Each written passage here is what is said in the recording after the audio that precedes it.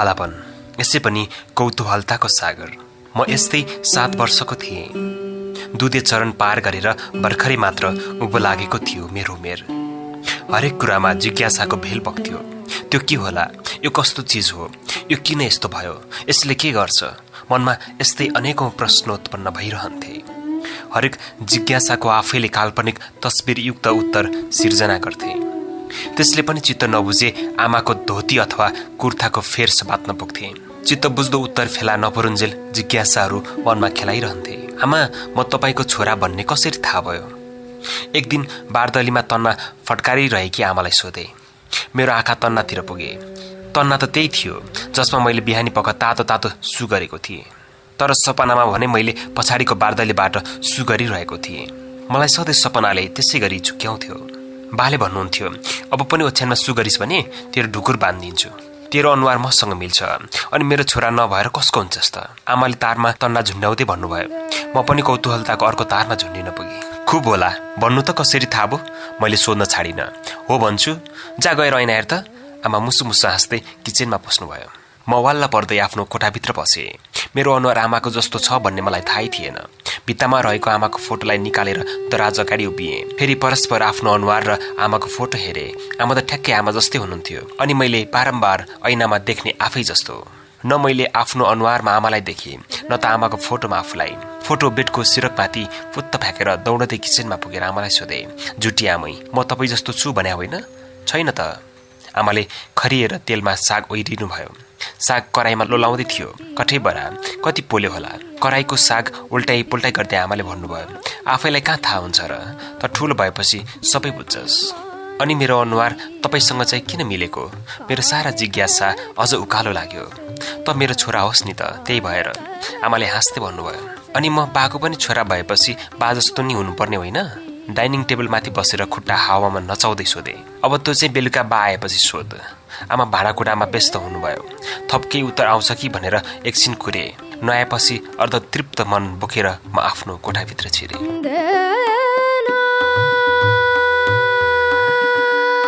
Kitchen र living रुमको बीचमा मेरो कोठा थियो।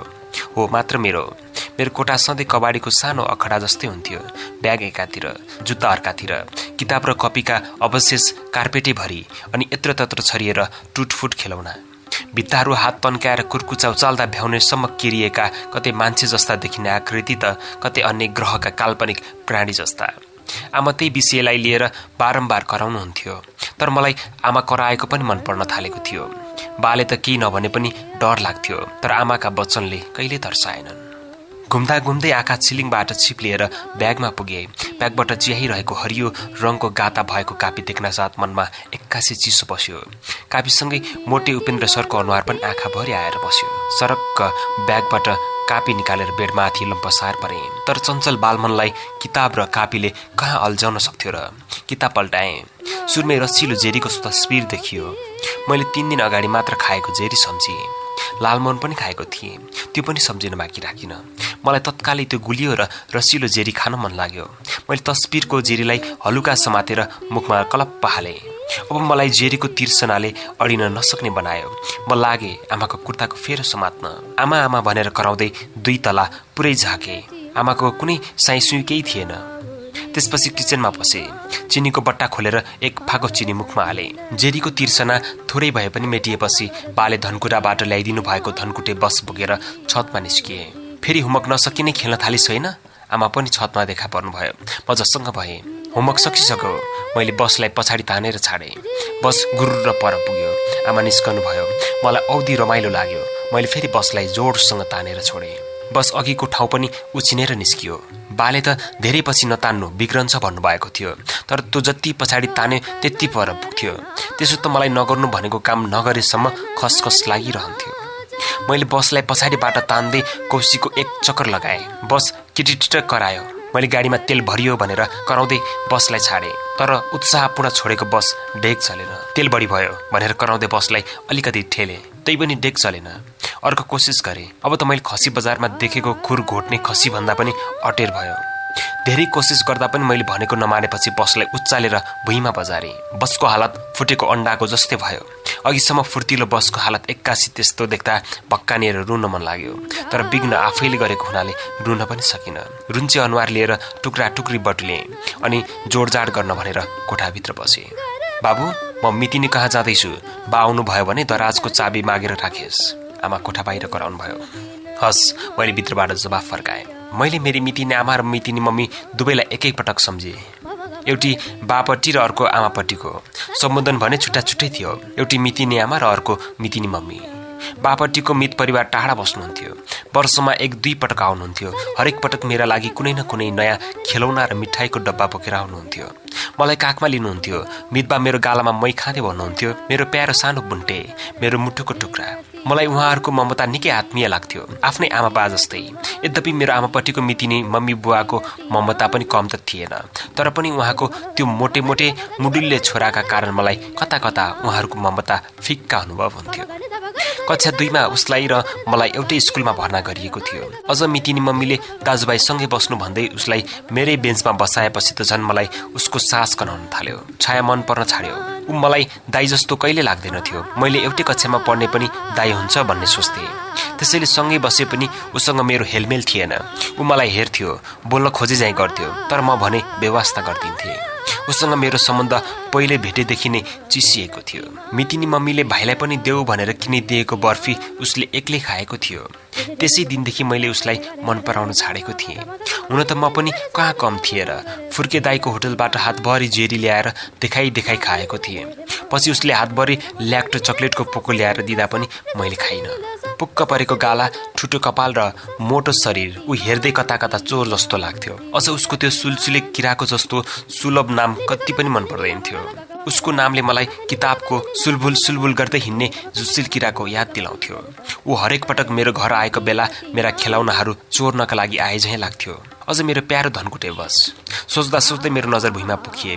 बसको अवशेष मात्र बाँकी थिए। छरपष्ट टुक्रा टुक्रीलाई जोड्न लागि परे, तर सकिन। यता जोड्यो उता फुस्किने, उता जोडी नसक्दै यता फुस्किने भयो। त्यसपछि रिसले फेरि भुइँमै बजारे। रिस अझै नमरेपछि त्यसै माथि उफ्रिए। तीखो चोसोले पैताला च्वास्सै घोच्यो। झन् मुरमुरिने गरी रिस उठ्यो। चप्पल लगाएर उफ्रिए। त्यसपछि भने मेरो मस्तिष्कले त्यसलाई मृत घोषणा गर्यो। बाले थाहा पाउनु भयो भने कराउनुहुन्छ भन्ने सोचेर घर पछाडिको चोरमा लगेर पुरे। माथिल्लो घरको झ्यालबाट सुलभले एकहोरो मलाई हेरिरहेको थियो। जिस्काउ झैँ लाग्दै थियो, तर जिस्काइन। सरासर घरतिर फर्के। भित्र नपुग्दै फेरि एकपटक अनुहार बिगारेर दाँत किर्दै जिस्काउँछु भनेर दौडदै निस्किए, तर ऊ हराइसकेछ।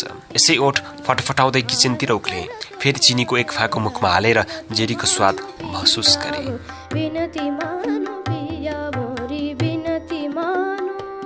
कक्षा 2 मा भर्ना भएको धेरै भएको थिएन। त्यस्तै महिना दिन मात्र भएको थियो। किताब खोल्यो कि मेरो आङ सुस्ताउन थाल्यो। सबैले हिजो दिएको होमवर्क गरेर ल्यायो नि। हातमा रहेको करिब 1.5 हात लामो लट्ठी बेन्चमाथि बजार्दै उपेन्द्र सरले ठुलो आवाजमा सोधेपछि मैले मुस्किलले मुखको गुटुक्क निले। गर्यौं सर। सारा कक्षा एकसाथ चिच्यायौं। म पनि त्यही भिडमा कराएँ। सिट डाउन भन्दै सरले किताब पल्टाउन भन्नुभयो। मेरो मन चङ्गा भयो, उल्लाने जस्तो। आज होमवर्क चेक हुनेवाला थिएन। त्योभन्दा खुसीको खबर के हुन सक्थ्यो र मेरो लागि। सर प्रयासले गरेको छैन। पछाडिबाट कसैले मेरो नाम तोकेरै कुरा लगाइदियो। म एक्कासी झसङ्ग भएँ।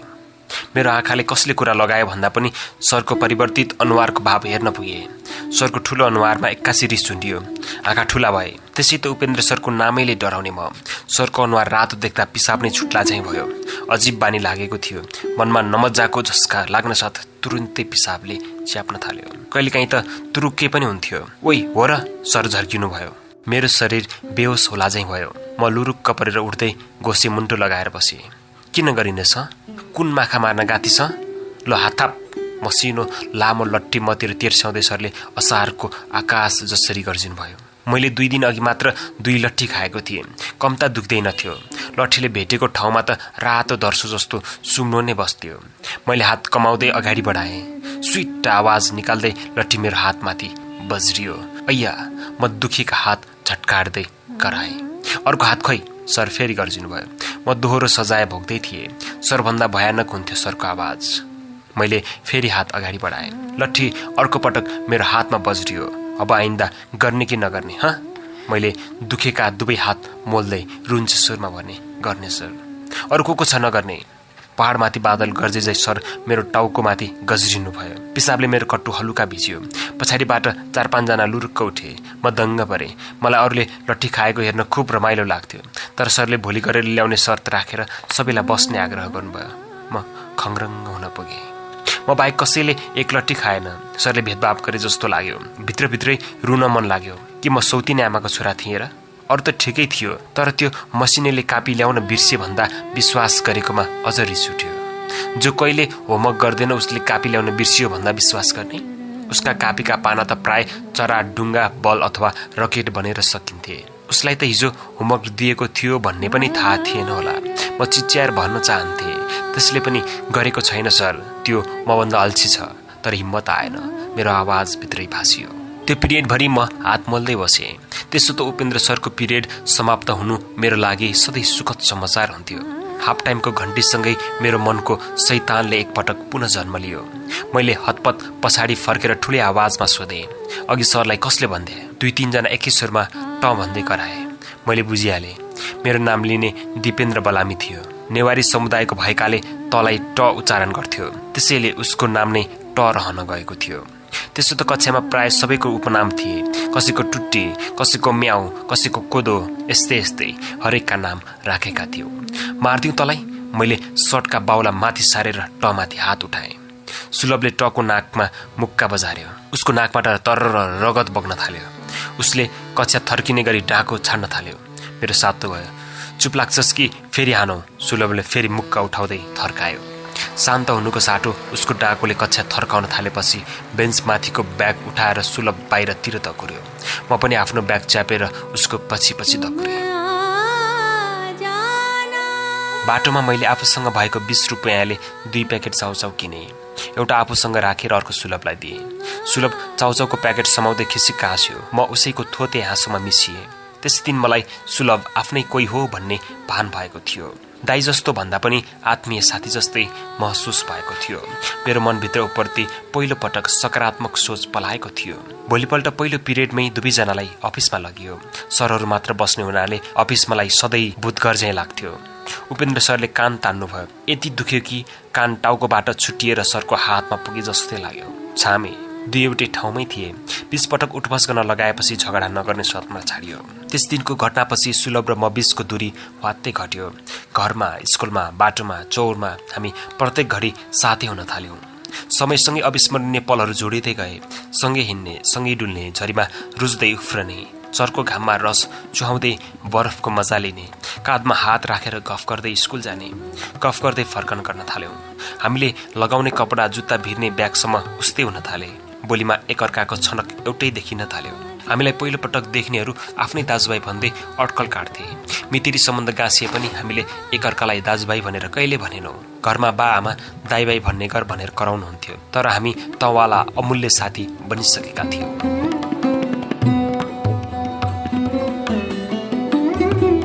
एक वर्षपछिको कुरा, कक्षा 3मा पुगेका थियौँ। त्यसैले मर्यादा र नियमको विशेष ख्याल राख्नु पर्थ्यो। कक्षा सुरु हुनु अगावै पिटी र प्रार्थनाका लागि 15 मिनट छुट्याइएको थियो। पिटी र प्रार्थनाका लागि ब्याग बेन्चमाथि पेपर बहा फ्याँकेर हामी प्राङ्गणमा निस्कियौँ। प्राङ्गण लगभग भरिभराउ थियो। त्यसैले दायाँपट्टि छेउमा हाम्रो छुट्टै लाइन बन्यो। सबैभन्दा अगाडि म उभिएँ, त्यसपछि सुलभ, त्यसपछि धीरज। बाँकीको हामीलाई प्रवाह थिएन। म राष्ट्रिय गानको पर्खाइमा थिएँ। सतर्कमा एकपटक ड्वाङ्ग हिर्काएर रविन्द्र दाई बहादुरीका साथ कराए। पिटी सुरु भयो। एकछिनमै पिटी सकियो। रेडी 1 2 3 राष्ट्रिय गान। सारा विद्यार्थी राष्ट्रिय गान गाइरहेको बेला हामी भने आफ्नै दुनियाँमा कित्काइरहेका थियौँ। सुलभ र धीरजले ठुलै आवाजमा गाउँदै थिए। म अगाडि भएकाले सरको आँखाबाट जोगिएर ओठ फटफटाउँदै थिएँ। श्रीमान गम्भीर, श्रीमती गम्भीर, छोरा गम्भीर, छोरी पनि गम्भीर, हे भगवान सन्तानै गम्भीर, पुकारौँ साराले जय हस्पिटल, जय डाक्टर साहब। हिजो मात्र दोस्रो पिरियडमा रचना गरेको हाम्रो नयाँ राष्ट्रिय गानको औपचारिक सुरुवात भएको थियो। अय्या अय्या अय्या, ठिक मेरै पछाडि कोही कराएको सुनियो। फर्केर हेरे, मोटे उपेन्द्र सर त सुलभको कानमा झुन्डिसकेका रहेछन्। धीरजको अनुहार डरले रगत चुइएला झैँ रातो भएको थियो। मेरो मुखको थुक मुखमै अड्कियो। एकपटक अगाडि फर्केर लुसुक्क पछाडि हेर्दा धीरज लाइनमै थिएन। ऊ अन्तर्ध्यान भए जस्तै लाग्यो। कुन लाइनमा पस्यो छनकसम्म पाइएन। पुकारौं जय प्रेमले हामी नेपाली साराले। राष्ट्रिय गानको बीचमा म अरूसँगै कोचिएँ। भर्खरै मात्र जन्मिएका हाम्रो राष्ट्रिय गानको दुःखद अन्त्य भइदियो। पछाडि घुच्चुक्नेर कठालमा समात्दै सुलभलाई अफिससम्म पुर्याइयो।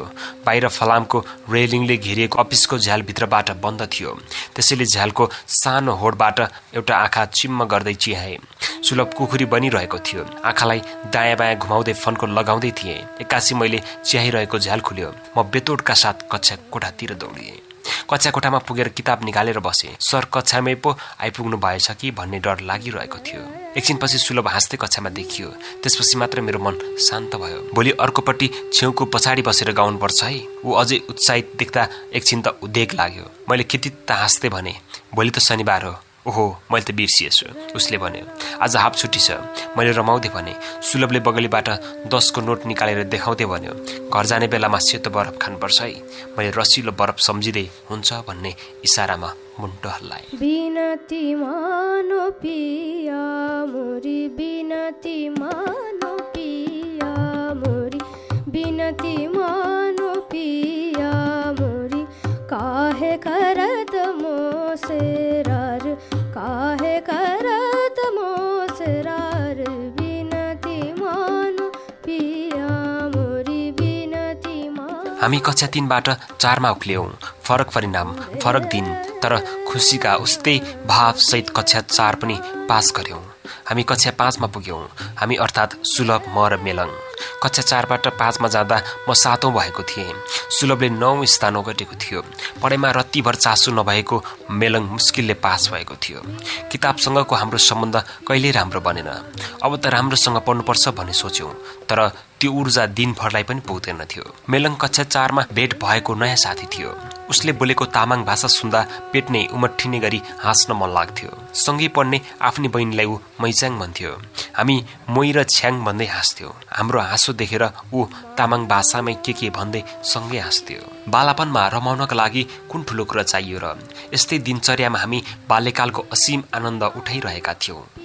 हेराउ न, चाराखेलाई कुन दिन मुत आउने गरी भोकुर्छु अनि थाहा पाउँछ। एक दिन साँझ घर फर्किने बेलामा आधा बाटो पुगेपछि मेलङ मुरमुरियो। मैले उसको अनुहारतिर हेरेँ। अनुहारमा आवेगका छिटाहरू थिए अनि गालामा 3 औँलाको डाम। कान्छी औँलाको मधुरो डाम हराइसकेको थियो। कक्षा भ्याएर अफिसतिर लम्किरहेका कारण सरले टाढेबाट भए पनि आवाज सुनेछन्, ओइ सरन, चाराखे बुढो। मेलङले सायद अघिल्लो दिन होमवर्क नगर्दा शरण सरले पिटेको रिस ओकलेको थियो। तर सबैले उसैका अनुहारतिर आँखा लगाएपछि चोर समात्न सगेनभर पनि लागेन। तिग्रामा एक लट्ठी अनि गालामा नमजाको एक झापड खाएपछि ऊ त्यहीँ पिलपिलाएको थियो। भो नेपारिस तैँले, सुलभले पत्याएन। तर मैले भने पत्याइसकेको थिएँ। ऊ हरेक कुरालाई यति आत्मविश्वासका साथ भन्थ्यो कि विश्वास गर्न कर लाग्थ्यो। हेर्न, एक दिन अलि ठुलो त हुँदै पाइन्टको चेनतिर हात बढाउँदै ऊ सुनसान सडकको डेलतिर सोझियो। सुलभले उसलाई पछ्यायो। मलाई पनि पिसाबले छ्यापियो। मैले सुलभलाई पछ्याएँ। लु हेराओ मेरो तागत, आफ्नो पिसाबको धारा देखाउँदै मेलङ करायो। नभन्दै उसले तल्लो बाटोमै पुर्यायो। पक एकछिन, जाबो त्यति, सुलभले भन्दै थियो। एक्कासी तलबाट कोही कुर्लिएको आवाज आयो। ओइ कोटोसाला, मैले भुलुक्क देखेँ। मेरो घर छेउकी मासु पसले ठुल्ठुला आँखा बनाउँदै कुर्लिरहेका थिए। सातो गयो मेरो। तर बिचरा मैले त पाइन्टको चेनसम्म पनि खोल्न भ्याएको थिएन। सुलभ र मेलङ ओइ भाग भन्दै दकुरिसकेका थिए। मेरो पिसाब पाइन्टमै चुइला झैँ भयो। पिसाब रोक्दै मैले सुलभलाई पछ्याएँ। हतार हतार घर पुगेपछि कहीँ कतै नहेरी आफ्नो कोठामा पसेँ। स्कुल ड्रेस चेन्ज गरेँ। आमा कोठामा देखा पर्दा म होमवर्क गर्न लम्पसार परिसकेको थिएँ। आमालाई पुलुक्क हेरेँ। अघि पछि पढ भनेर कराउनु पर्ने म किताब र कापीमा जोतिएको देख्दा आमालाई अचम्म नलाग्ने कुरै थिएन। मेरो छोरालाई आज के भयो? आमाले चना र आलुको भुटुवा टक्र्याउँदै भन्नुभयो। आफै पढ्न बसेछ त? म लजाए चाहिँ हाँसेँ। कसैले आफ्नो तारिफ गर्दा मलाई खुसी भन्दा पनि बढी लाज लाग्थ्यो। त्यही पनि पढेर बस्नुको कारण त अर्कै थियो। जब गल्ती गरिन्थ्यो अनि सोझो र मासुम बन्न मन लाग्थ्यो। करिब 1 घण्टा बितेपछि तल्लो तलामा उही मासु पसले दाई च्याठिएको सुने। मन चिसियो। सिडी नेरै पुगेर कान ठाडो गरेँ। उनी गुनासो गर्दै थिए। मुट्ने पनि ठाउँ हुन्छ नि डिडे, सबै नुहाइदियो भनेको। म एकाएक त्यहीँ घुम्सिएँ। कता पो भागुँझै भयो। प्रयास, आमा तलेबाट जोडले कराउनु भयो। बिरलै रिसाउने मेरी आमाको हातका 1-2 थप्पड बाहेक मलाई अरू याद थिएन। उहाँको चर्को बोलावटले एक थपिने मलाई निश्चित जस्तै लाग्यो। आमाले दोस्रो पटक बोलाएपछि म दराजभित्र पसेर ढोकाको सानो हिस्सा बाहेक सबै बन्द गरेर कचुमुच्च परेर बसेँ। आमा बोलाउँदै माथि नै आइपुग्नु भयो। कोठामा चिहाउनु भयो। एकपटक बोलाउनु भयो। म हलचल गरिन। प्रतिक्रिया नपाएपछि फर्कनु भयो। दराजभित्र नङपालिस र पाउडरको मिठो बास्ना छरिएको थियो। पाउडरको बास्ना मलाई निकै मन पर्थ्यो। आफ्नै तातो सास अनुहारभरि ठोक्कियो अनि अझै के भन्दै बरबराइरहेका थिए। तत्काल बाहिर निस्कने वातावरण थिएन। त्यसैले गुमुक्क परेर बसिरहेको थिएँ। त्यही भुसुक्कै निदाइछु। जब आँखा उघ्रे वातावरण चकमन्न भइसकेको थियो। भोकको चर्को महसुस भइरहेको थियो। आमाले दिनुभएको चना र आलु आधा पनि नसकी मलाई लुक्न हतार भएको थियो। आमाको रिस मर्यो कि मरेन होला भन्ने डर थियो। तल्लो तलामा गाईगुई हल्ला सुनेपछि बिरालोले झैँ सुस्तरी चाल मारेर हल्ला सुने। पुलिसमा खबर गरे हो त? मासु पसले दाइकी आवाज सुनियो। मुख बाउँदै आधा सिडी झरिसकेको म बीचमै हाई बन्द गरेर माथि उक्ले। पुलिस शब्दले मनै झस्काइसकेको थियो। द्वन्द्वकालीन समय थियो। टिभीले हरेक समाचारमा पुलिस आर्मी र आतंककारीको लडाईँ फुकिरहेको हुन्थ्यो। त्यसो त पुलिसदेखि खासै डराउने मान्छे त थिइनँ म। तर केही दिन अगाडि मात्र पुलिसले चोकमा एउटाको राम धुलाई गरेको देखेपछि मेरो खुट्टा फत्रक्क गलेका थिए। त्यसैले कक्षा 1 सम्म हनुमानको भयले तर्साए पनि हिजो आज भने पुलिसले तर्साउँथ्यो। तर पिसाब गर्ने त मेलङ थियो। फेरि मलाई किन आरोप? मनमनै सोचे। रुन मन लागिसकेको थियो। अन्तत सोचे तल पुगेर आमालाई सबै साँचो कुरा भन्छु। एक झापड लगाउनु होला। गरौँ पाइला चाल्दै म तल्लो तलामा ओर्लिएँ। ढुकढुकी बढेर आयो। तल्लो तलामा पुगेपछि डरभन्दा बढी अचम्म लाग्यो। सुलभ, मितिनी मम्मी सहित 4-5 जना छिमेकी भेला थिए। सबैजना भावुक देखिन्थे। आमा सोफानेर सुक्क सुक्क गर्दै हुनुहुन्थ्यो। आँखा आमामै अडिए। मलाई देख्न साथ सबैले उद्वेग भावले हेरे। सुलभ हाँस्न खोज्यो। मासु पसले दाइ त्यहाँ थिएनन्। मलाई त्यो सब देख्दा निकै अनौठो लाग्यो। मेरो बाबु तिमी?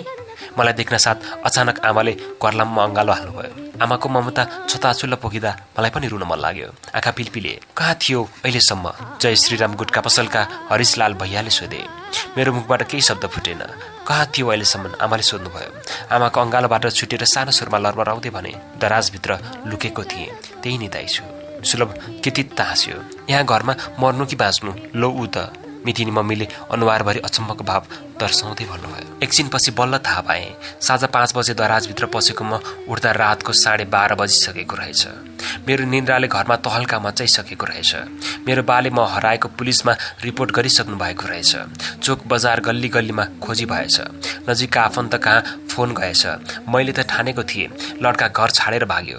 हरिशलाल गुटकाको सुरमा भन्दै थिए। उनी काठमाडौँ पस्नु अगावै उनको एक्लो छोरा भारत पसेको कुरा चोकचोकमा भुसिया कुकुरलाई पनि थाहा भइसकेको थियो। आजसम्म उसको अत्तो पत्तो थिएन। एक दिन उनको छोराले छिमेकीको उखुबारीमा आगो लगाएछ। जुर्माना भर्न परेपछि उनले छोराको मुखबाटै रगत आउने गरी हिर्काएछन्। त्यसपछि छोरो गायब, कहिले फर्केर आएन। पाप लागेछ मेरो कर्मको मलाई। 4 लड्की के बाद भए थियो लड्का।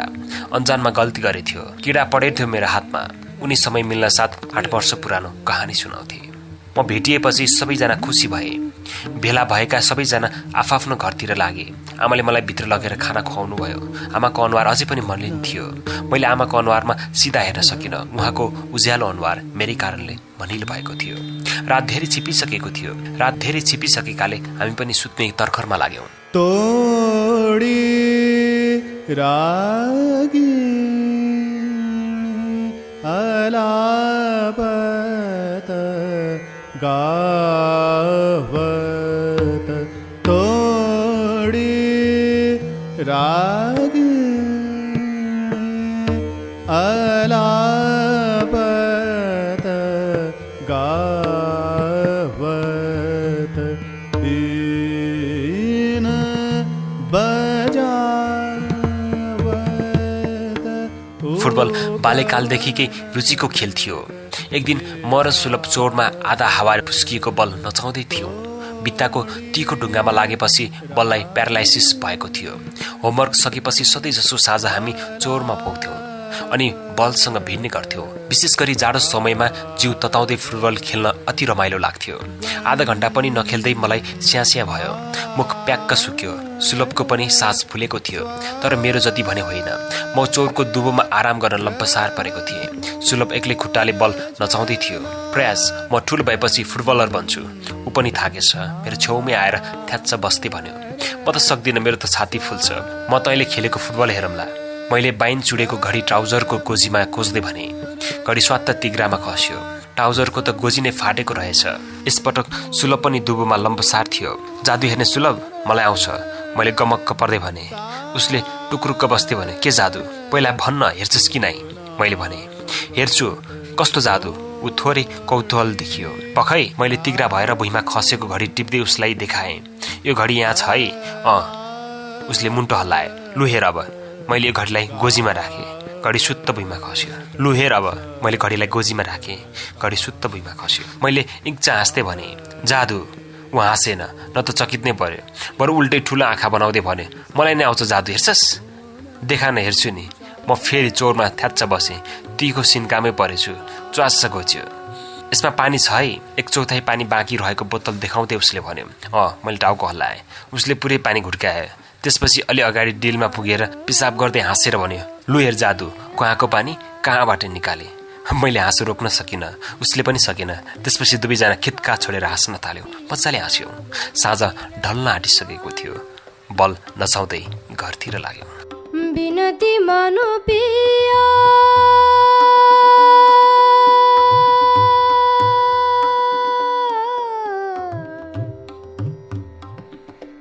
मानो पिया